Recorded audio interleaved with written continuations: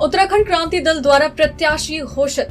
विकास नगर में उत्तराखंड क्रांति दल की ओर से एक पत्रकार वार्ता का आयोजन किया गया, जिसमें मुख्य वक्ता के तौर पर पत्रकारों से वार्ता करते हुए यूकेडी के प्रांतीय महासचिव सुरेंद्र कुकरेती ने पार्टी की ओर से आगामी विधानसभा चुनाव में विकास नगर विधानसभा से प्रीति थपलियाल को प्रत्याशी घोषित करते हुए सूबे की 70 विधानसभा सीटों पर चुनाव लड़ने का ऐलान किया है।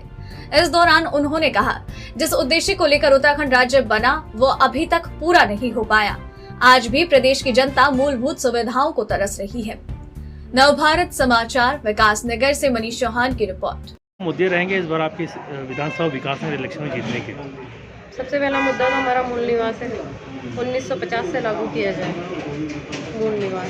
21 वर्ष हो गए इस राज्य को बने हुए, लेकिन राज्य अभी भी जो राज्य की यौवन अवस्था में होना चाहिए था वो राज्य हमारा जर्जर हो चुका है, बूढ़ा हो चुका है। हम उस राज्य को दोबारा उठ खड़ा करना चाहते हैं। अपने नौजवान जो हमारे बच्चे हैं, आने वाली पीढ़ियां हैं हमारी, हम उन बच्चों के लिए कुछ करना चाहते हैं, क्योंकि हमारे बच्चों के लिए रोजगार नहीं है। हम अपने बच्चों के लिए रोजगार के अवसर पैदा करना चाहते हैं। जो रोजगार के अवसर यहाँ हैं, लेकिन वो हमारे बच्चों के लिए नहीं है।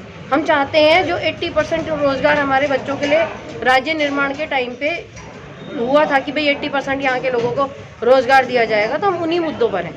मैडम, यहाँ पे जो पिछले 2 इलेक्शन जीते हैं कांग्रेस और बीजेपी के विधायक जी, क्या समझते हैं कि आपको कितनी कड़ी चुनौती का सामना करना पड़ेगा इन दोनों इलेक्शन? चुनौती वो पहले अपनी चुनौतियों से खुद ही निपट ले। कभी बीजेपी कभी कांग्रेस नाराज हो के वो एक दूसरे की पार्टियों में जाते रहते हैं। बताओ, ऐसे लोगों को तो जनता विश्वास कर सकती है, तो हमें क्यों नहीं कर सकती है? हम इसी राज्य के हैं। हम तो वो हैं जिन्होंने राज्य बनाया, तो जनता उस पार्टी को योगदान क्यों नहीं करना चाहती है जिसे जनता ने बनाया खुद, जिस राज्य को, जिस पार्टी के साथ मिलके, उत्तराखंड क्रांति दल के साथ मिल करके राज्य निर्माण हुआ था। तो इसमें जनता क्यों अछूती रही, पीछे क्यों छोड़ा जनता ने? हम दोबारा उन आंदोलनकारियों से मिल रहे हैं। नई पीढ़ी नई सोच को साथ लेके चलेंगे, ताकि राज्य निर्माण में और राज्य के जो भी मुद्दे होंगे उनमें सहयोग हमें नई पीढ़ी से मिलता है। बुद्धिजीवी हमारे बीच में है, उसको लेके हम चल रहे हैं। दूसरा ये है कि इस पहाड़ के अंदर, इस उत्तराखंड के अंदर देखिए, जो ये मुख्यमंत्री बदलने की जो